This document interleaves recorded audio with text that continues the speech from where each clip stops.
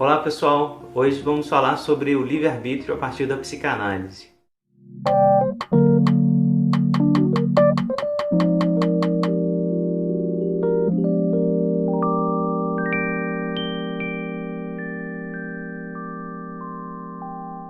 Eu recebi o convite para participar desse livro aqui, chamado Livre-Arbítrio, uma abordagem interdisciplinar, o convite do Leandro Malloy Diniz, professor lá da UFMG também. Queria agradecer ao professor Leandro pelo convite. O livro é organizado pelo Renato Cardoso, o Leandro, o Ricardo Horta e o Frederico Garcia, e tem vários textos a partir de várias perspectivas, neuropsicologia, direito. Vale muito a pena dar uma olhada no índice. Vou deixar o link para a compra do livro, que foi editado pela Artesã, aqui no comentário do vídeo. E gostaria de comentar um pouquinho desse texto, porque foi uma das questões que apareceram nos comentários de alguns vídeos aqui do canal, sobre o que é liberdade para psicanálise, como é que isso se relaciona com responsabilidade também. Então, queria agradecer os comentários que vieram nesse sentido, queria também responder um pouco a isso. Um pouco em livre associação a partir desse texto, que é um texto pequenininho, para a gente conversar sobre esse tema assim, que sempre reaparece, quando a gente fala de inconsciente, de pulsão, de desejo. Como que é possível ainda continuar a falar de liberdade e de responsabilidade na medida em que o sujeito ele é determinado, ele é dominado pelos seus desejos inconscientes? Seria uma contradição a princípio. Vamos começar fazendo um pouco um apanhado histórico, desse conceito. A ideia de liberdade, ao longo da tradição filosófica, está pressupondo um sujeito livre de condicionamentos, livre de coisas que vão determinar o seu comportamento, vão determinar a sua ação, o seu desejo. Ou seja, ele pode efetivamente não estar condicionado por nada e a partir disso tomar a sua decisão, fazer a sua escolha. E isso, por sua vez, essa liberdade plena, determinaria também a responsabilidade desse sujeito pelas suas ações, já que não havia nenhum determinante que o atravessasse, que fizesse com que ele escolhesse alguma coisa, então ele tem que se responsabilizar inteiramente por sua ação. Então essas noções de liberdade e responsabilidade estão muito linkadas, estão muito ligadas por conta disso. Mas, ao longo do tempo, a gente consegue perceber, com o nascimento da sociologia, da psicanálise, as ciências humanas, principalmente no século XIX, do 19 para o 20, a gente começa a perceber que a decisão humana, a ação humana, o desejo humano, eles são profundamente determinados para além do indivíduo, aquém do indivíduo, antes mesmo do indivíduo se constituir. Ele está sendo determinado por uma série de determinantes, por uma série de fatores que escapam ao seu próprio desejo. O seu desejo, aliás, ele é constituído pelas interações que ele tem com os outros, que vão constituí-lo, vão ajudar a constituir aquilo que vai ser a sua subjetividade ao longo do tempo.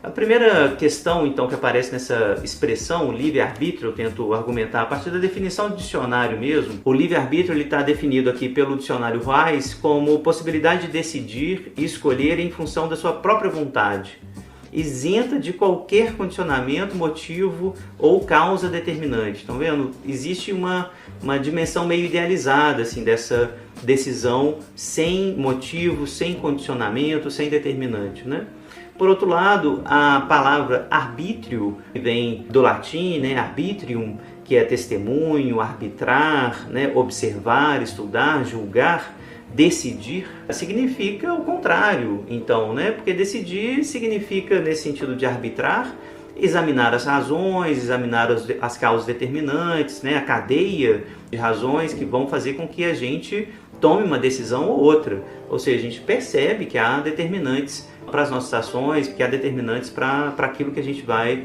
efetivamente fazer. Portanto, tem uma contradição nessa expressão mesmo, a ideia de livre arbítrio. Existe um julgamento, mas esse julgamento ele não é tão livre assim, já que ele também está procurando razões, está procurando determinantes para as nossas ações.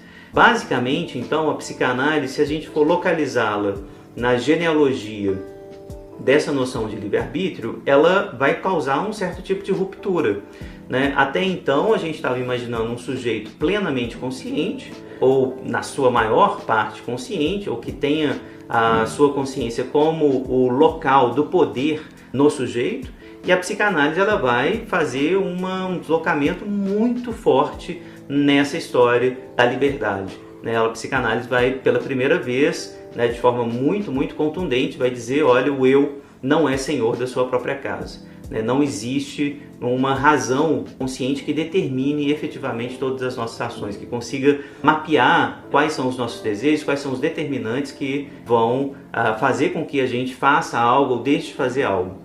Então, esse é o primeiro ponto. Existe um tipo de ruptura nessa história, né, da liberdade, do livre-arbítrio.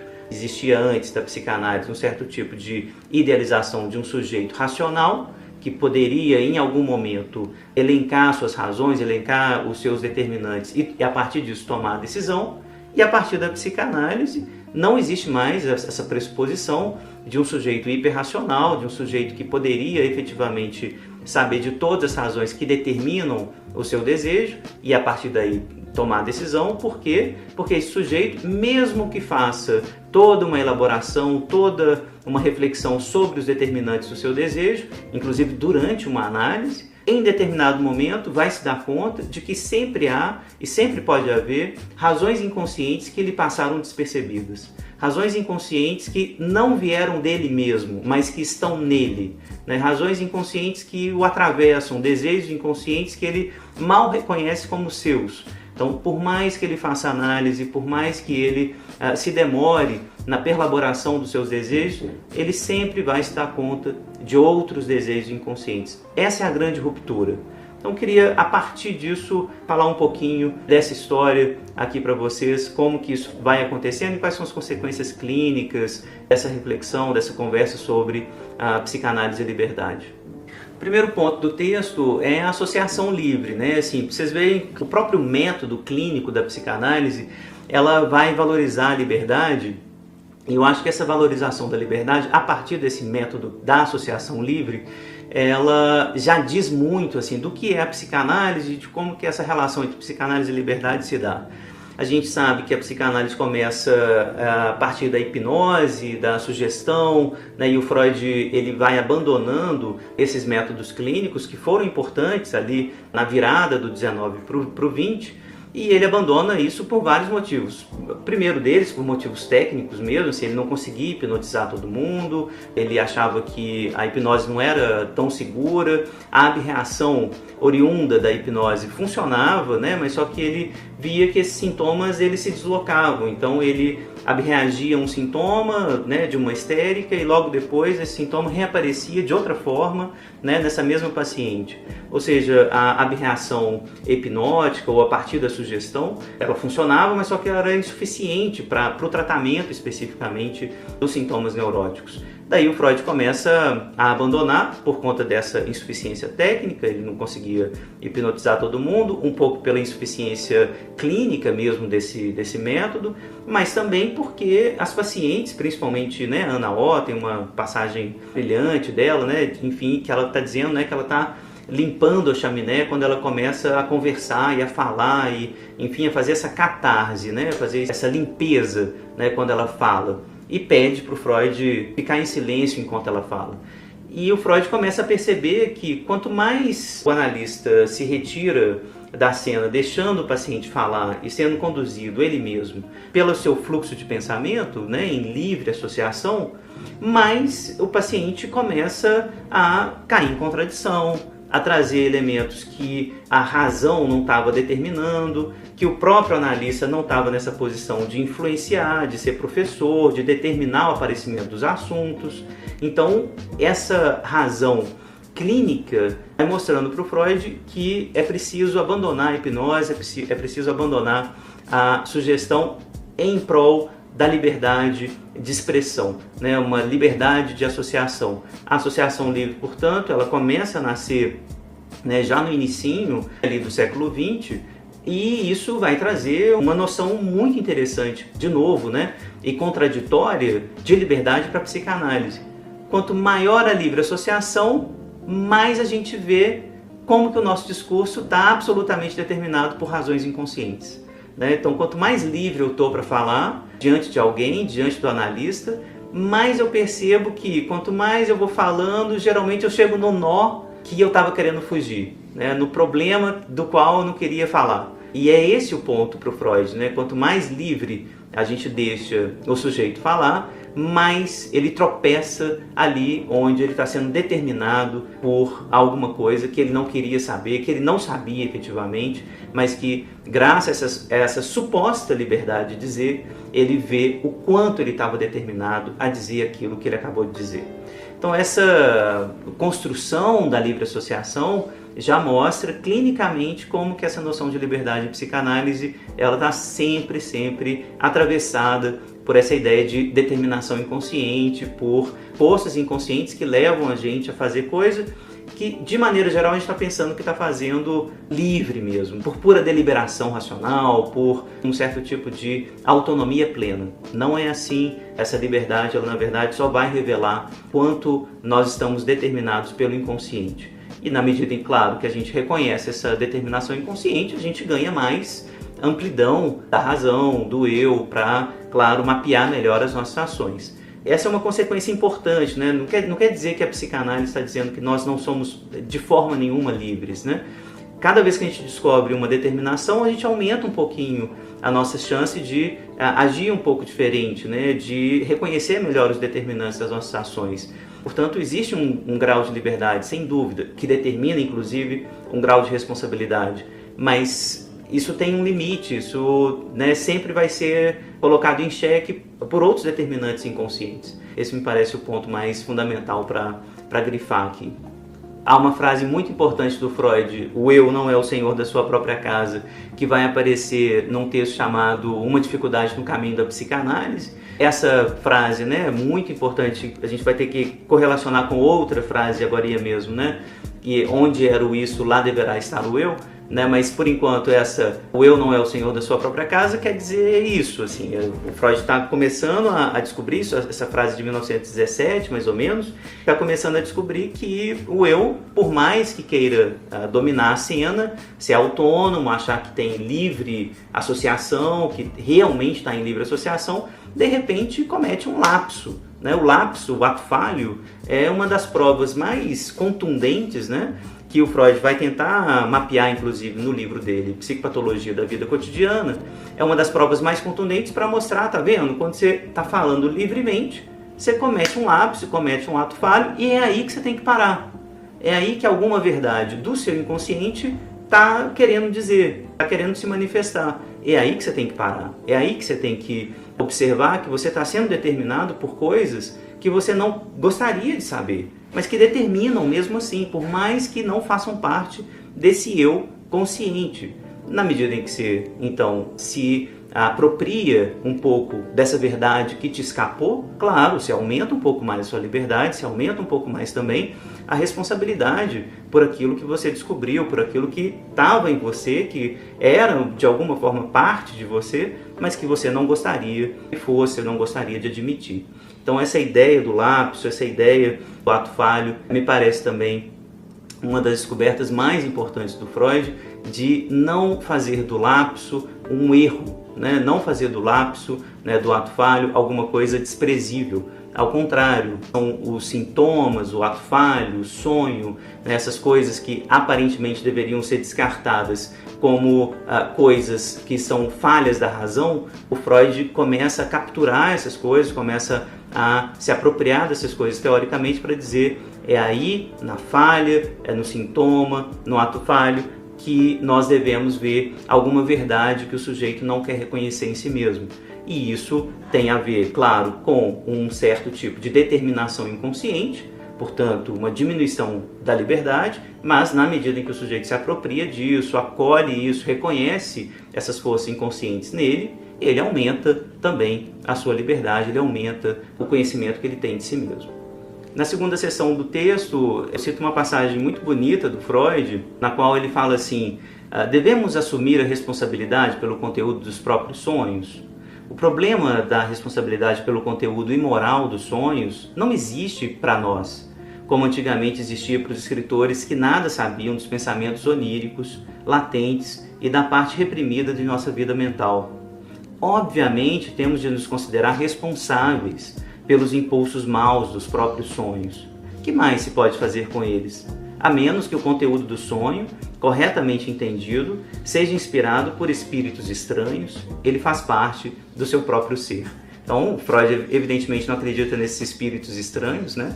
Ele acredita que somos nós mesmos, né, que provocamos esses desejos, os desejos imorais, a ideia de maldade, a ideia de violência, enfim, tudo o que nós efetivamente, a partir do pacto civilizatório, abrimos mão, isso vai aparecer no sonho, né? As nossas perversões, a sexualidade infantil, o sadismo, o masoquismo, né? Tudo isso vai aparecer no sonho.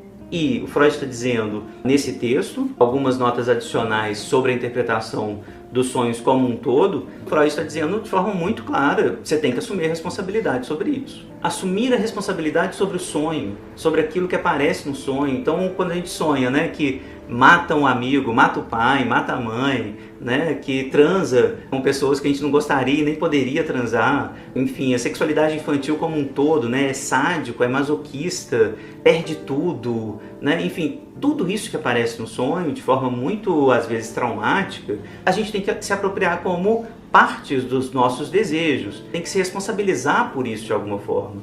Eu já gravei um vídeo aqui no canal sobre responsabilidade e resposta, um texto do Laplanche muito importante, né? Assim, para a gente entender que o campo da responsabilidade, no que tange a psicanálise, não é o campo jurídico, né? Assim, a gente tem que responsabilizar o sujeito sem levar em consideração aquilo que é da ordem do inconsciente. O sujeito, para a psicanálise, ele responde ao inconsciente, né? Ele está numa posição de resposta. Isso é muito mais radical e bastante diferente de pressupor que o sujeito esteja numa posição de responsabilidade, né? A ideia de responsabilidade, ela é ainda muito individualizada, ela individualiza demais a questão. A ideia de resposta deixa bem explícito que a posição do sujeito é sempre uma posição diante de alguém, diante do outro, né? Diante daquilo que o outro nos endereça. Aqui a gente tem que responder. A gente tem que responder a alguma coisa, a gente responde ao desejo, mas sempre a esse desejo do outro, a isso que também é desejo interno nosso, que é uma entrada, por assim dizer, da alteridade dentro da gente. Esse me parece um ponto fundamental de distinção, né, que o Laplanche pede para a gente fazer entre responsabilidade e resposta. A ideia não é de forma alguma retirar responsabilidade do sujeito, ao contrário, é mostrar como nós respondemos ao desejo interno diante do seu aparecimento, né? Quando ele aparece, como que a gente responde, e é esse o ponto que o Freud está apontando aqui, por exemplo, com relação aos sonhos. Uma das partes mais importantes dessa conversa sobre liberdade em psicanálise é quando a gente traz o masoquismo em questão. Porque, a princípio, toda essa teoria, toda essa genealogia, né, da liberdade, do livre-arbítrio, a construção desse tipo de noção, que vai inclusive redundar no liberalismo, né, no sujeito liberal, do self-made man, o sujeito que consegue se construir, o empreendedor de si mesmo, né? A gente tem uma longa história que vai produzir essa ilusão idealizada de um sujeito livre. Tudo isso parece cair por terra quando a gente traz o masoquismo para a conversa. A gente observa claramente na clínica e fora dela que muitas pessoas se sentem muito aliviadas quando obedecem, quando se submetem, quando se assujeitam ao desejo de outras pessoas, quando se assujeitam diante de determinadas situações e preferem não escolher, preferem não ser livres, né? Preferem obedecer, se sentem muito confortáveis nessa posição e se sentem muito angustiadas quando precisam tomar uma decisão elas mesmas sem que elas sejam tuteladas por alguém. O masoquismo coloca em debate a existência efetiva dessa liberdade idealizada, uma liberdade que seria própria da condição humana. O masoquismo está dizendo, olha, boa parte da população, óbvio, né, não tem uma estatística disso, mas eu imagino que seja inclusive a maioria, prefere ser mandada, né, prefere se submeter, prefere se ser subjugada, ter alguém para dizer o que eles devem fazer. Isso está presente, por exemplo, num livro que eu acho genial, do século XVI, Etienne de la Boétie, que se chama O Discurso da Servidão Voluntária. Vejam bem, esse texto aparece em mais ou menos 1560, por ali, e o La Boétie está perguntando nesse texto o seguinte: por que, sendo maioria, o povo obedece a apenas um, né, que era o rei? Como que tanta gente, nessa massa, pode obedecer, sendo muito mais forte, a apenas um, né? Essa é a grande questão. E o Etienne, já no século XVI, esse texto me parece inclusive extemporâneo, né, assim, fora do seu tempo, está dizendo, bom, é porque a maioria dessas pessoas querem servir, né, desejam servir. Me parece extemporâneo no sentido de estar meio que adivinhando o masoquismo já no século XVI, uma noção que só vai aparecer, claro, né, lá pro século XIX mesmo, né, a partir da psicopatologia sexual, do Krafft-Ebing, enfim, quando a gente começa a fazer toda uma ciência sexualis, né, assim, no século do XVIII para o XIX. Mas o Etienne de la Boétie já está sacando isso, né? Aliás, isso já está mais ou menos pressuposto ao longo da filosofia política como um todo. Assim, a maioria das pessoas prefere obedecer. Essa é a questão, né? Assim, para a psicanálise, essa ideia de obediência da filosofia política, ela se deriva do ponto de vista da vida psíquica para a noção de masoquismo. Por que a gente prefere obedecer?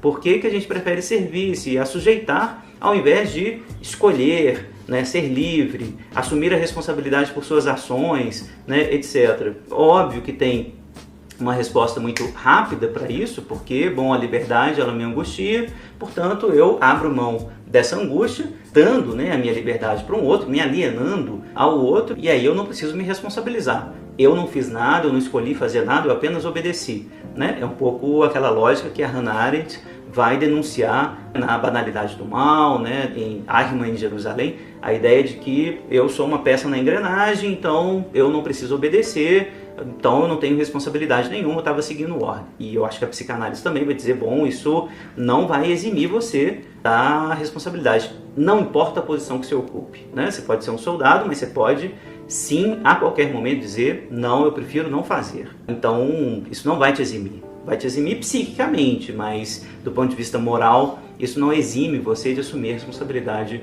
por suas ações. Mas, de qualquer forma, o que me parece importante aqui no texto é sacar um pouco essa ideia de que é prazeroso também se assujeitar, de ser passivo, né, de se alienar no outro. Me parece parte dessa conversa que não pode ser deixada de lado. Se a gente quiser conversar sobre liberdade em psicanálise, livre-arbítrio, é preciso colocar em questão essa ideia de que boa parte da liberdade implica, inclusive, em abrir mão da sua liberdade. Esse paradoxo tem que ser sustentado numa conversa sobre livre-arbítrio e psicanálise. Ser livre é, em grande medida, perder álibis para desejos que não podemos admitir como nossos. Ser mandado, diz Winnicott, proporciona grande alívio ao homem. O caso emblemático aqui é o caso do soldado, do burocrata, que não precisa lidar com o seu sadismo ao atribuir suas ações às ordens que recebem. Diz Winnicott, vale a pena ler essa citação. As pessoas precisam viver livres para viver com imaginação. A liberdade é algo fundamental que descobre nas pessoas o que elas têm de melhor. Não obstante, convém admitir que alguns indivíduos não podem viver em liberdade por temerem a si mesmos e ao mundo. Então, Winnicott, assim como Laplanche, o Freud, enfim, vários autores na psicanálise estão dizendo de forma muito clara, a boa parte das pessoas não toleram a liberdade, porque gera angústia, porque eu vou ter que assumir mais a responsabilidade sobre as minhas ações, eu vou ter que admitir principalmente que eu não sei quais são os determinantes das minhas ações, que eu só sei a posteriori. Aliás, essa é uma das noções mais fundamentais que decorre dessa discussão, de liberdade de psicanálise. A gente só sabe a posteriori. A temporalidade do humano é uma temporalidade do a posteriori. Estou fazendo alguma coisa aqui, mas eu só vou saber o porquê que eu estou fazendo um tempo depois. Às vezes, muito tempo depois. A gente vai ter uma relação amorosa de anos, que a gente só vai entender por que a gente teve anos depois, né? Então, assim, não tem como fugir dessa temporalidade do a posteriori quando a gente fala do humano. E é isso que angustia. Então, não querer ser livre tem a ver com essa fuga, né? Essa fuga à liberdade é um texto, inclusive, famoso, né, do Erich Fromm, né? Aliás, tem vários textos interessantes que vão articular a psicanálise e sociologia para pensar nesses temas, né, da liberdade, da força social, né, que acaba determinando o comportamento humano. O Erich Fromm é certamente uma das indicações que eu faço. Né? Esse medo à liberdade tem a ver com essa ideia de que nós somos determinados. A reconhecer essas determinações também é muito assustador, né? Ter que se responsabilizar por essa lógica do a posteriori, isso é muito angustiante e é disso que a gente tende a escapar quando a gente está conversando sobre liberdade. Queria concluir o texto fazendo uma rápida interpretação de um mito contemporâneo que aparece no cinema, na literatura, que é o mito dos zumbis. Queria falar de uma frase muito famosa do Freud, que está na Conferência 31, né, do Freud, que é essa frase: onde era o isso, lá deverá estar o eu. O es war soll ich werden. Primeira coisa, esse soll, que é do verbo sollen, significa dever, mas no sentido de ser um convite, né? Não é um müssen, né? Não é uma ordem, não é um tipo de eu vou ter que fazer, não tem como não fazer. Não tem como não fazer, tem. Existe a possibilidade de não ser feito, né, em alguma medida, essa transformação do isso em eu. Mas o sollen é quase um certo tipo de convite imperativo da cultura para que o sujeito saia desse lugar onde ele é plenamente determinado pelo seu inconsciente, o isso, pelos seus desejos infantis, e que ele possa vir a adquirir mais controle sobre os seus desejos inconscientes, sobre a sua sexualidade, sobre, enfim, seu próprio corpo, sobre sua vida psíquica. Esse é um convite imperativo, mas ele pode, em grande medida, ser recusado.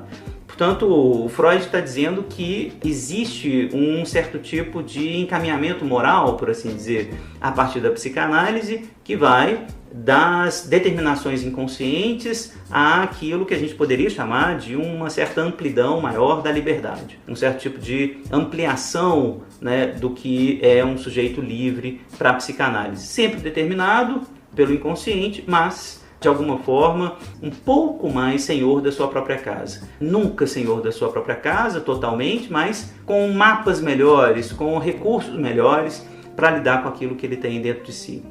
A partir dessa reflexão, o mito contemporâneo, né, dos zumbis, ele é bastante interessante porque, para quem já viu, por exemplo, The Walking Dead, ou Eu Sou a Lenda, ou Resident Evil, enfim, vários filmes, várias séries, né, de televisão e tal, estão mostrando as pessoas no formato de zumbi que são levadas, por assim dizer, pelo próprio corpo.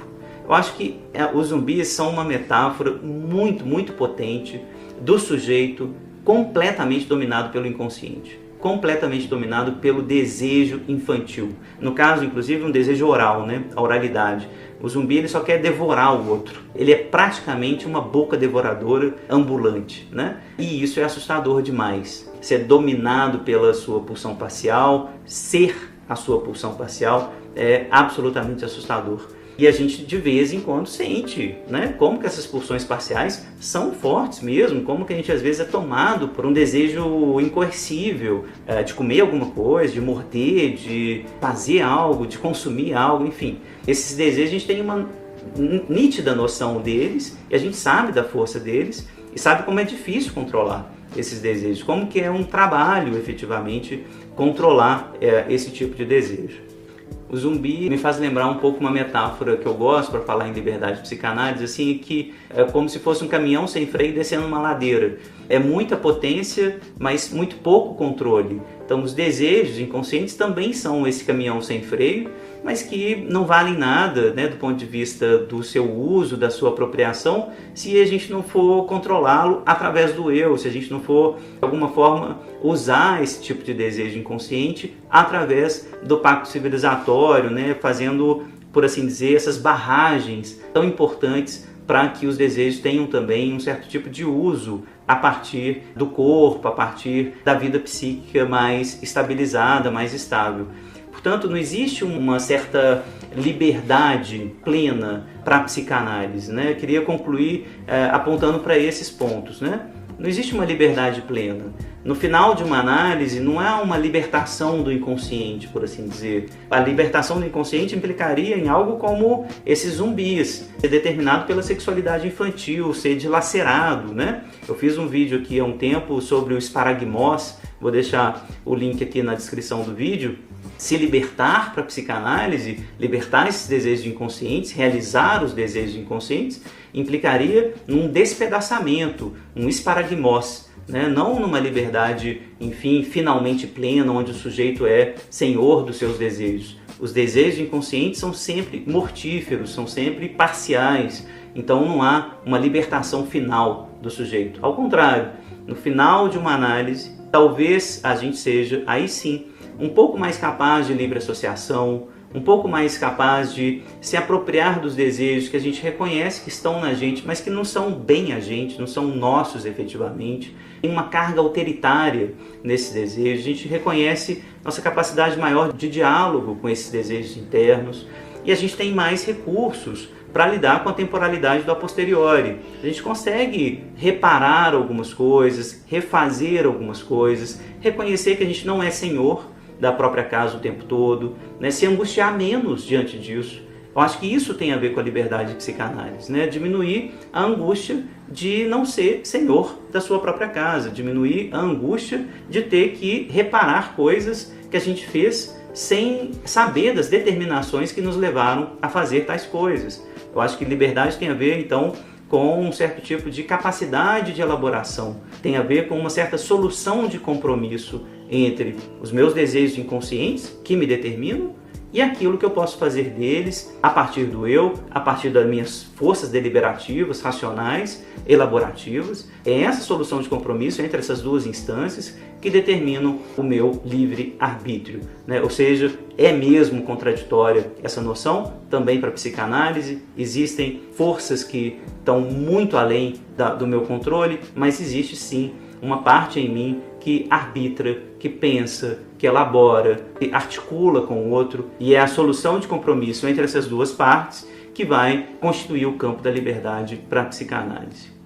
Pessoal, essa era uma reflexão que devia ser breve, mas eu acho que eu gastei muito tempo, como sempre, mas de qualquer forma eu queria ver o que vocês acham, né? Vocês pensam em outros temas aí a partir da liberdade. Isso, quero insistir, foi fruto de um comentário aqui do canal, né? Eu sempre gosto de manter a conversa aberta aqui. Comentem, curtam, compartilhem, vejam aí o que vocês acham e até a próxima.